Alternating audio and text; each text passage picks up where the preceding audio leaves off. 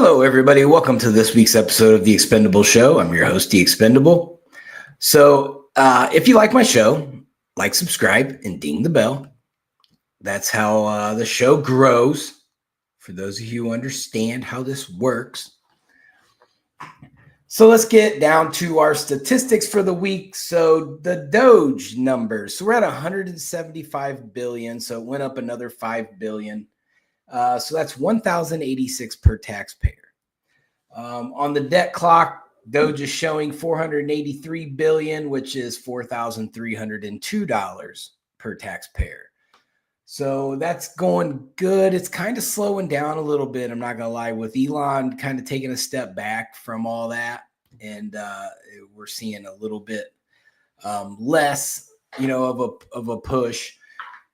Which sucks because, Elon had to, make a decision like, hey, I got to go back and take care of Tesla, because they took a little bit of a hit with all the stupidity from the left. So it'll be all right. It'll be all right. But it's not going to really matter much if Congress can't codify the cuts. So if they're not going to do that, then all that savings Elon found is going to be for nothing. So we'll see what happens. There's going to be a big push for that. I know I'm going to be talking about it a lot more here in the upcoming weeks. They need to get it done. Egg prices, 2024. Joe Biden's egg prices were $4.15. And today they're at $2.64 a dozen. So we're seeing Trump's getting it done on the eggs. Gas prices, 2024, $3.30 were Joe Biden's gas prices.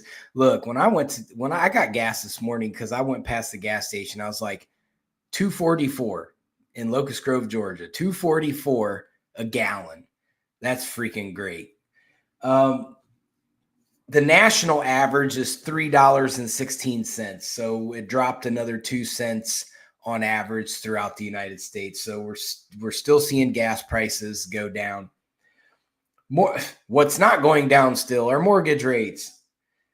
Like I said, Jerome Powell is a complete failure to the United States of America. He doesn't understand how the economy works, and he's just playing political games. So in 2024, the interest rates were 6.7%. Now they're 7.09. So we're not really doing much there. Let's see. What did the old Dow Jones close at? See, I always got to, when I make my show, I always have to come back and look at the Dow Jones later because it's still running while I'm making my show. So the Dow Jones closed today at 42,098. So, we're still making gains on the stock market. So good job there, Trump. Trump's approval rating is still going up. We're at 47.8%. And that's real clear politics. That's the average of all the polls put together. So if you don't like it, go complain to all the polls. But Trump is trending up. He has been for about 4 weeks now, and I think it's going to continue to go up. He's going to be above 48%, I'll bet, by Sunday at the rate he's going right now. So the first big topic we're going to talk about today, I've entitled Tampon Timmy's Manlyhood, because we all know about Tampon Tim. So what's happening is the Democrats are spending $20 million on a study examining how to speak to American men after losing ground with the demographic during the 2024 election cycle. This is reported by the New York Times, so it's legit. The Democrats cracked me up because the simplest form of humanity on this earth is man. And we're in the year 2025. And the left has still yet to figure out how to communicate with like masculine men. I mean, we were cavemen. We're like one of the first beings ever in history. And the Democrats still have yet to figure out how to communicate with us.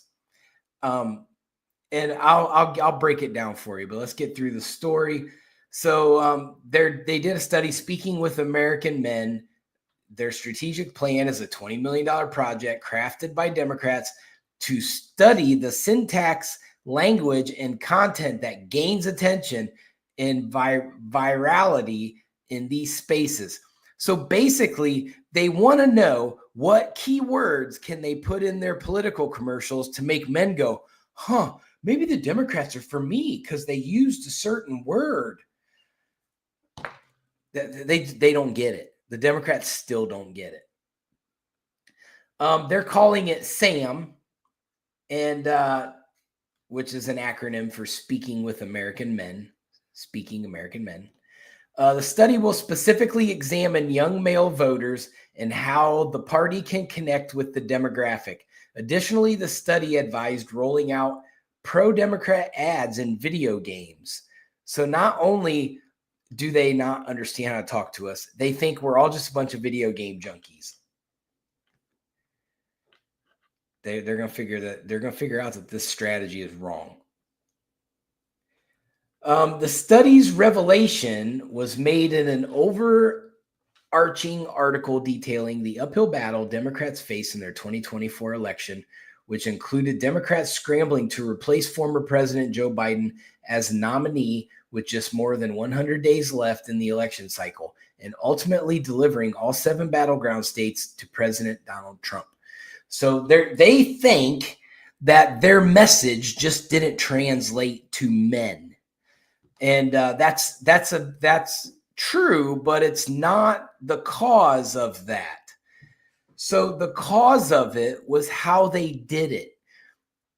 You're not going to be able to just throw out some key trigger words to get men to side with you. That's not how men work. We want to see safeguards put in place that help us men do what men are meant to do, or what our natural manly instincts are. Take care of our family unit. If you are going to do things that are going to disrupt the family unit, you are never going to get a masculine male ever.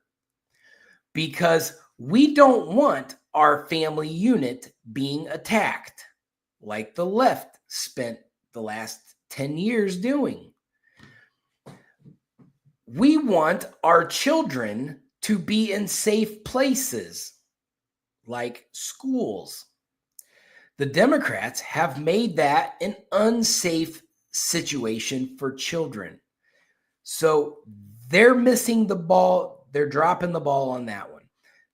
Also, the way women are treated. We may be masculine cavemen, but generally most masculine cavemen treat their spouses very well. We want them to feel safe, because if they feel safe, then we don't have to do as much safeguarding for them, even though we always will as men. But if you start making our women feel uncomfortable and not important, like the Democrats have done, and degraded women and what women mean and the responsibilities of women and the miracle of being a mother and wife, when you start to attack that, you're not going to win men, because that's going to make us mad. Because if we have to hear our spouse or our significant whatever be upset because the society is not acknowledging the most sacred being on the planet, which is a woman, you're not going to make men happy doing that. It's not going to make men happy. So it's not about trigger words like the Democrats seem to think. They seem to think, well, if we have the right commercial, that's going to make men vote for us. That's not how it works. We don't care what comes out of your mouth. Generally, most men, we're tired of hearing politicians talk. We're tired of hearing the manipulative messages. We're hip to it. We know what you're doing. We want to see, and we will pay close attention to your actions. Are you going to help us as men keep our families safe and secure? We're not seeing that out of the left. On the right, we are seeing that. We're seeing illegal criminals being deported. That makes our family units safe. We're seeing all this crazy lunacy being taken out of the schools. That makes our children safe. We like that. We're seeing women regain their power. We're seeing men get kicked out of women's sports. That is going to empower our women. We like that. So when it comes down to attracting masculine men, you're not going to do it by trying to trick us. You can't trick us. Only our significant others can trick us. I'm going to just keep it real. Only our significant others can trick us. But as far as everybody else in the world, we've been there, we've seen it, we've heard it. You're not going to trick us with crafty little media outlets. Now, when you look at the left is now broken into two sectors. You have the old guard and you have the progressives. Now, the progressives don't believe in this. Well, we'll just change the verbiage and that'll make men come back. The left don't believe that. They say, screw men. We're going to stick with our program and we're going to write it until it can't be written anymore. So you have this discrepancy there. And you have the continued feminization of men going on the left. So you're not going to attract men. No manly masculine men is going to look over at the left and go, I belong over there. We're not going to do it because it's too feminized. It restricts our ability to be men over there because you're going to be constantly ridiculed by feminists and the LGBTQ community. We're always going to be the bad guy, especially if you're a white man. You got it twice as bad. Black men, Hispanic men, they got it bad too. But white men got it worse because we're the root of all evil. So that's a place where you're not going to win. But if you want to spend $20 million trying to pull masculine men over there, by all means, blow the money.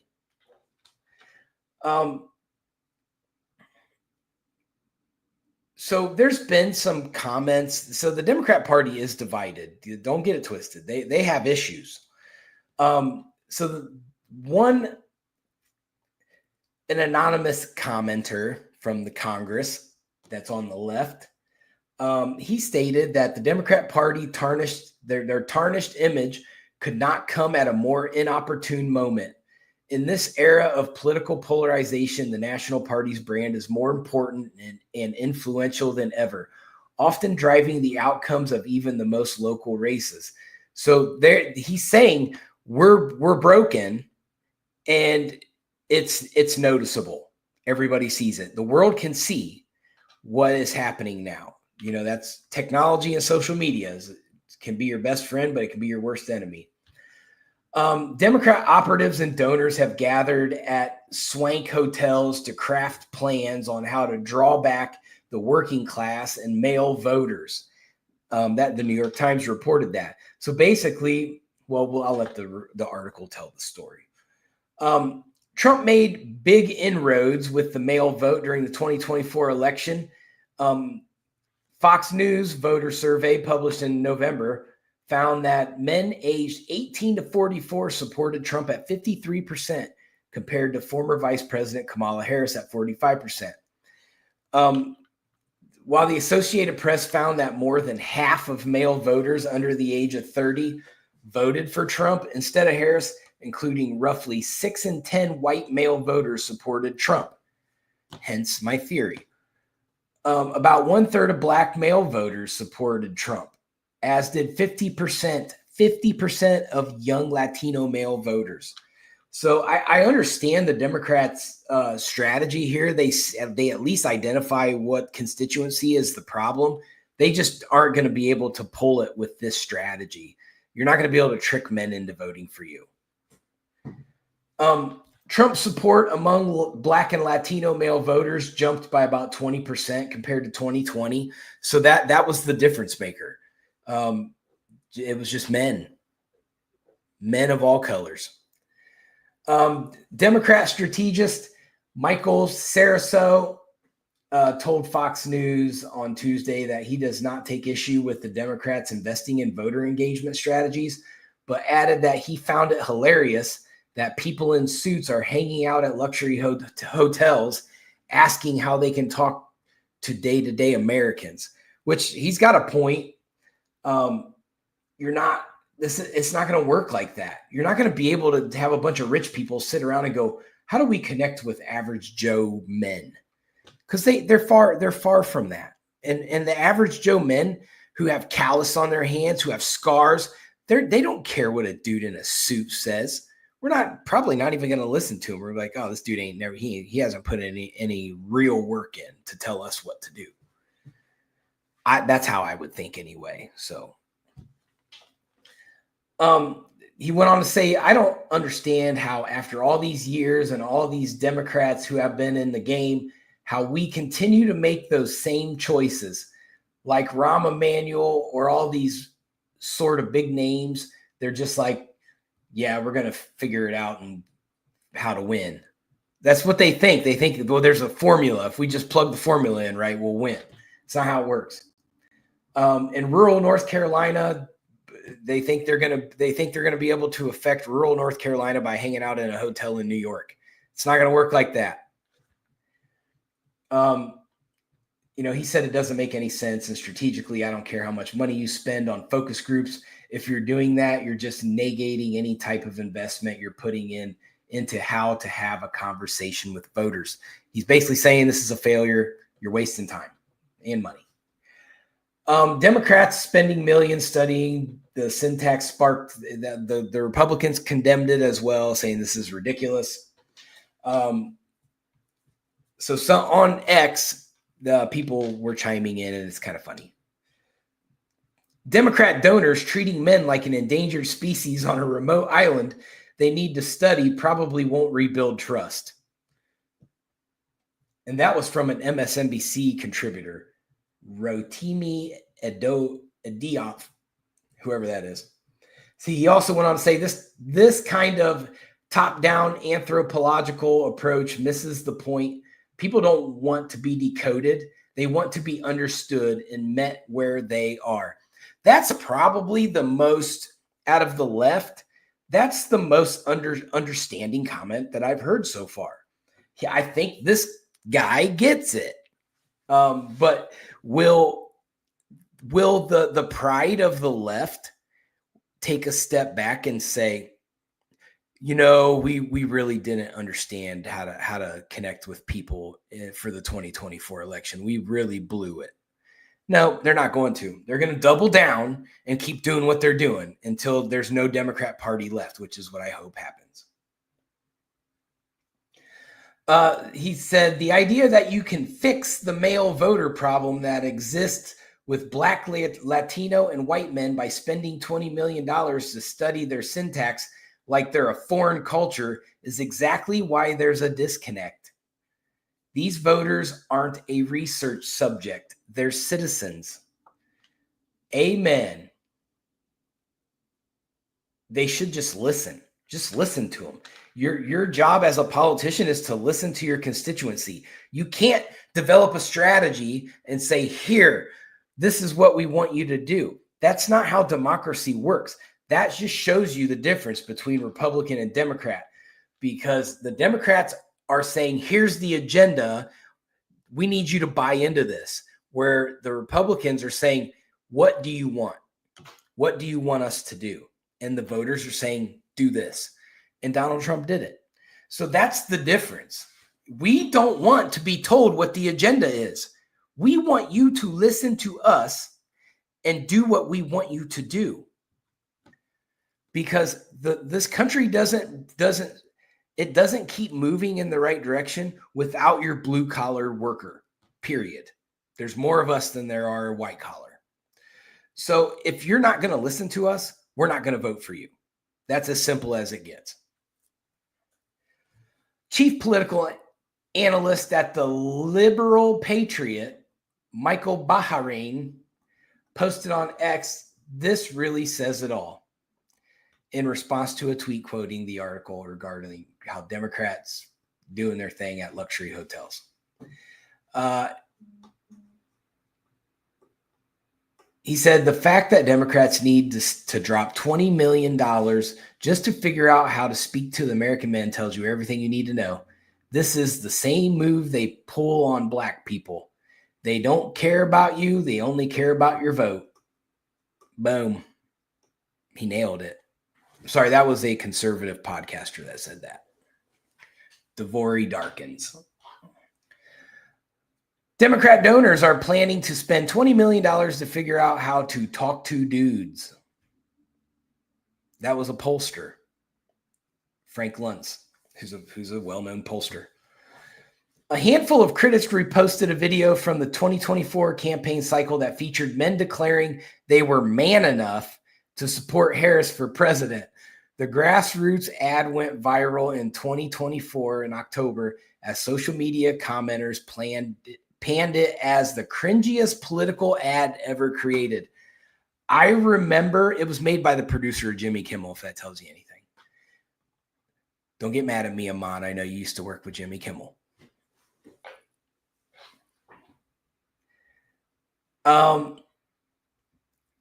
So that basically, like, I remember that commercial and it was super cringe. Like, they had actors, they weren't real, like, manly men. They were just actors playing a part, and everybody sniffed it out, and it was really like super cringe.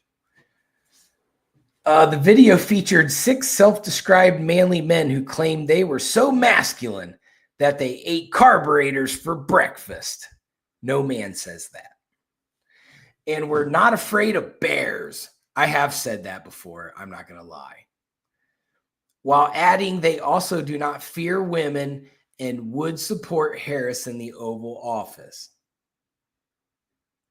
It's not that we fear women. We want our women to be successful.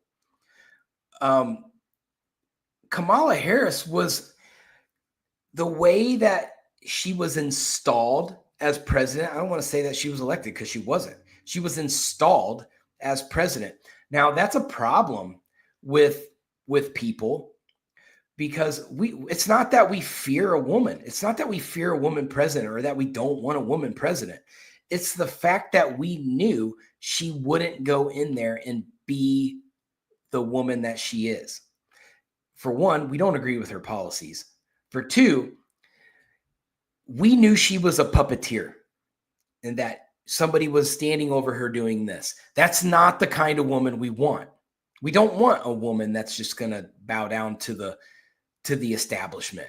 We're past that. And that's part of the issue that the left doesn't quite get yet, is that the average American, even on the Democrat side, I'm seeing it on the Democrat side now, they're tired of that old establishment.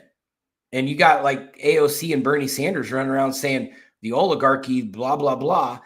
That's what your voters are saying. The oligarchy that's been in place is not working for us anymore. Get rid of it. The right has done a pretty good job of voting out all their old school, established oligarchies. There's still some left. There's still some swamp creatures out there, but they have at least made a very aggressive effort to call them out and vote them out. So I highly suggest that the Democrats do much of the same.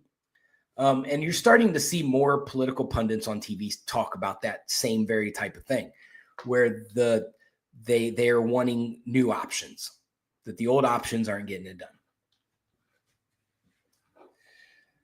So that's pretty much it for that. I'm going to pay close attention to see if they put out any statistics,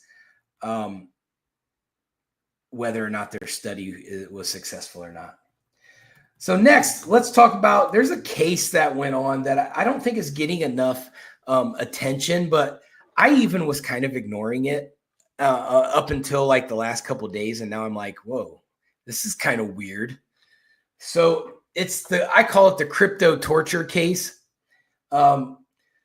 So there's a guy, William Duplessis from Miami. He's 33 years old. He was charged with assault in the second degree, kidnapping in the first degree, unlawful imprisonment in the first degree, criminal possession of a firearm. Who he was charged with a cryptocurrency investor whose name is John Waltz. He's 37. He was charged with the same things. They basically took this like Italian guy who immigrated to the United States. He was a kind of a big baller. He had a big crypto purse and they knew it. And so they basically kidnapped him, took him to this like townhouse in New York in Soho and tortured the shit out of him until he gave up his password to his crypto wallet. Well, turns out the guy got away. Otherwise, he would probably be dead by now. He told him, he said, okay, I'll give you my password. And those guys went right to the computer. And then when both of them went to the computer, he bolted out the door and was able to flag down somebody, I think a cop. So that's a big kind of a big deal. It's like watching a movie. I feel like I'm watching The Blacklist. I've seen this happen on TV. So the victim was 28 years old. So these are all people who are probably well versed in crypto, obviously. But both guys were arraigned, and this is going to turn into an ugly situation for these guys. So what they did to this guy.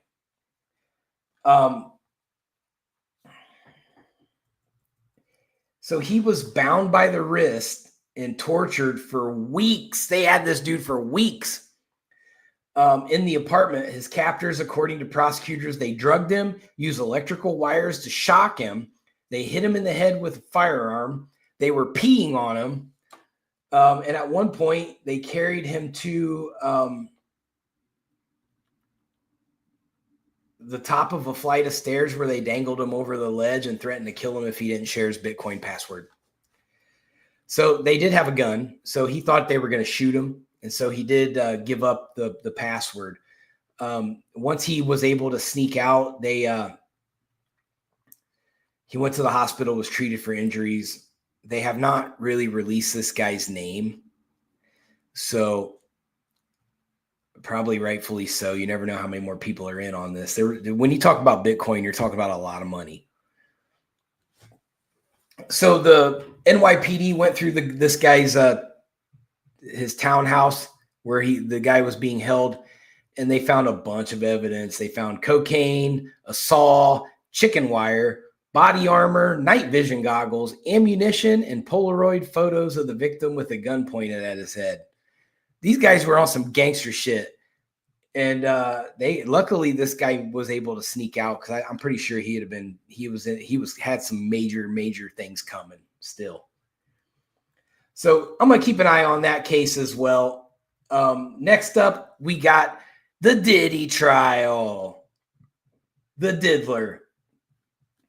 So there was testimony this week. So Diddy had statements. Testimony from LAPD officer Christopher Ignacio, LA fire arson investigator Lance Jimenez, who talked about the 2012 Molotov cocktail attack on Kid Cudi's Porsche. Diddy was trying to kill that dude. So make no mistake about it. This wasn't like a scare tactic. Diddy was he was working on killing this guy.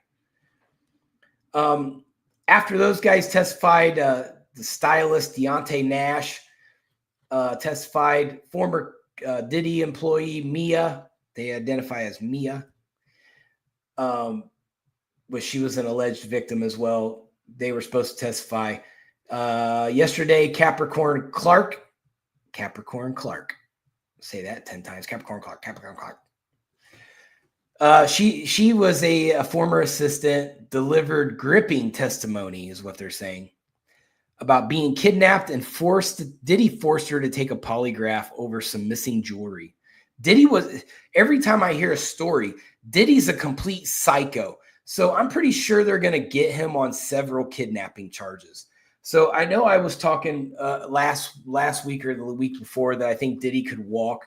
I don't think Diddy's going to walk. Now, do I see sex trafficking yet? No. I'm not seeing any testimony about that yet. But am I seeing attempted murder? Yeah. Am I seeing kidnapping? Yep. Am I seeing domestic violence? Yep. Am I seeing terroristic threats? Yep. So he's going to be guilty of a lot of stuff, but I'm not seeing the trafficking, and I'm not seeing anything involving any minors, which the allegations are there. So the key witnesses that have testified so far, of course, we talked about Cassie Ventura, who was the first, Kid Cudi, Capricorn Clark, Deontay Nash, Israel Flores. There are 2 federal agents also testified about the searches of what was found at Diddy's property. There were 2 escorts that talked about how Diddy paid them to do certain acts. There were 5 witnesses that testified about Combs' violent acts towards Cassie Ventura. And then 2 of Combs' other employees, they basically came out and said, look, we helped Diddy commit some of these crimes. We covered him up for him. So there's conspiracy stuff there, premeditated things. Diddy's in some trouble. Now, what I'm not seeing is you're not seeing Jay-Z get drug into this. You're not seeing J-Lo get drug into this. You're not seeing Beyonce get drug into this. So far, the big names that Diddy should be going down with are not there. Jay-Z is alleged to have done just as much as Diddy. So I'm waiting to see. So some of the high-profile names that have been talked about in the trial, Barack Obama. However, there's some falsehoods out there about that. So Obama's name surfaced when a witness described an ecstasy pill that was shaped like Obama's face. Now, somebody twisted that around and said that Obama was buying ecstasy to take to Diddy's party to do freak-off stuff. So far, that's not the case. The evidence of the testimony now supports that it was just an ecstasy pill that was shaped like Obama. Britney Spears was brought up. She was mentioned in relation to Combs in the past social circles. Michael B. Jordan, who's the new Captain America, his name came up during jury selection. Usher, he was referenced in testimony about Combs's industry connections. Usher is a player in all this as well. We're probably going to hear his name get brought up a lot. So is Michael B. Jordan. Obviously, Kid Cudi was brought up. He testified about his brief relationship with Cassie Ventura in the alleged firebombing of his Porsche.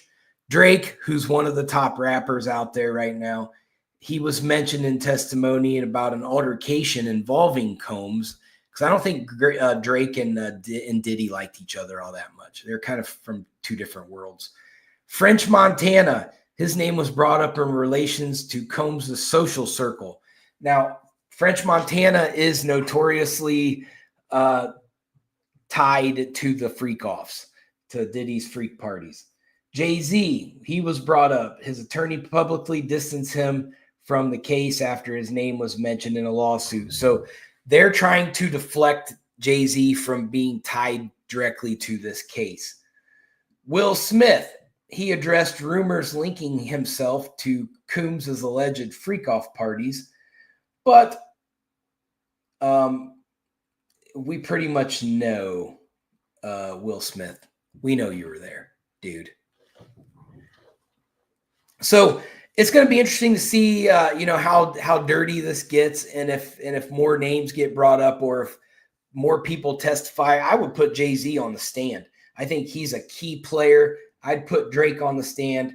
I'd put Usher on the stand, and then I'm going to put some of these other non-music celebrities. Like Oprah was there, Ellen DeGeneres was there. You have all these big celebrities that can testify as to what happens at these freak-offs, but they're not getting called.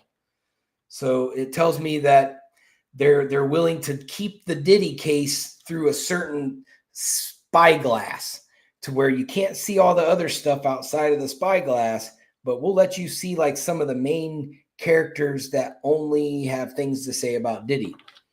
So I think this is a fixed case still. I think Diddy's going down, but I think he's going to go down to keep everybody else from going down with him, which I think is stupid. Okay, so Russia, United States. So we have a thing going on. Russia's not cooperating, and that I don't know where that's going to go. I kind of think that Putin has gotten to the point where he has said, "Look, I'm going to finish this. I'm done. I don't want to. I don't want to play with anybody no more. The ceasefire thing's not going to work. Let's just go ahead and end it." And he's going to do it brutally and ruthlessly. So Russia's claiming President Donald Trump is not being sufficiently informed about the war in Ukraine after Trump posted that Putin has gone absolutely crazy because there was some major bombing over the weekend, and that didn't make Trump very happy. Russian Deputy Foreign Minister Sergei Ryabkov made the remark in an interview saying that Trump says a lot of things.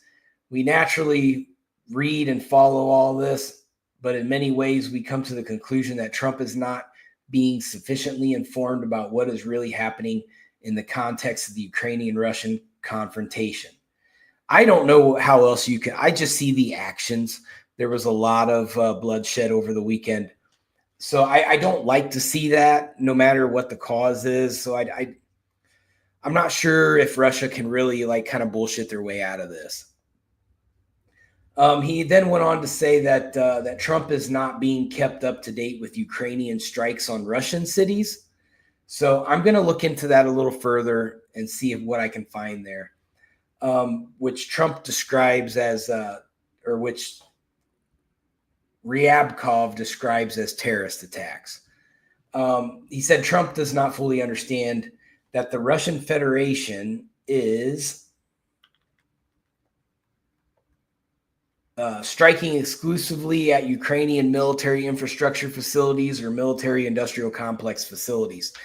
So I'm conflicted on that because I'm hearing them say that that's what it is, but I'm seeing footage of innocent people. But at the same time, can you really believe the media? Because I'm seeing, as I get more international with my journalistic abilities, I'm finding out that that reporters are leaking their agendas to the world. It's just like the conflict with India and Pakistan. So you could have leaked footage on both sides of that fence to make the other one look like genocidal maniacs. Pakistan was really good about that. They released a lot of information that showed the brutality of the Indian strikes, which India then turned around and did the same thing, said, here's what Pakistan's doing to us. So I don't know. I don't know how to take that. Maybe Trump's not up to date. Maybe he is. I don't know. Maybe he's tired of playing the game, which I think is probably, his patience is probably wearing thin. Trump did say, I've always had a very good relationship with Vladimir Putin, but something has happened to him. He's gone absolutely crazy. He is needlessly killing a lot of people, and I'm not just talking about soldiers. So Trump, the information he's getting is that innocent people are getting killed by Putin, a lot of them. He went on to say missiles and drones are being shot into cities in Ukraine for no reason whatsoever. I've always said that he wants all of Ukraine, not just a piece of it, and maybe that's proving to be right. But if he does, it will lead to a downfall of Russia. Likewise, President Zelensky is doing his country no favors by talking the way he does. Everything out of his mouth causes problems. I don't like it, and it better stop. And that may be what's going on here. Neither side is really ready, like sincerely ready to like say sorry to each other and hug it out and, come on, bro. Sorry, man. So that could be what's happening. Then Trump went on to say, this is a war that would have never started if I were president. This is Zelensky's Putin's and Biden's war, not Trump's.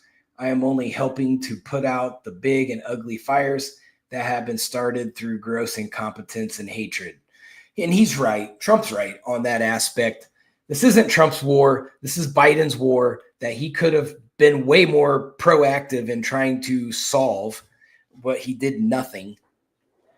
What I see happening, I still don't see Zelensky backing down, and I see Putin getting more aggressive.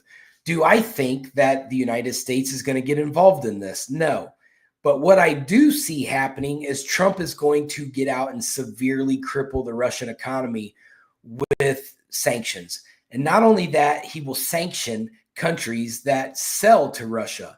So I see Trump choking out the Russian economy with sanctions. And he's going to be very thorough with it. He's not going to leave a back door open for Russia to get it from a third party. So I think that's the route he's probably going to go, and I would support that. I still don't think that we need to directly get involved with the Russia-Ukraine war. I think we should stay out of it and allow the sanctions to do what they do, because you can't bomb countries if you can't afford bombs. So we'll see what happens. And, with all these, we got the Diddy thing, we got the Russia thing, we got the Democrats trying to find their testicular fortitude. But that's pretty much all I got for the show today. Everybody be safe out there. Watch out for the crazies, the protesters everywhere. Antifa. Smack your local Antifa representative. I'm out. Peace.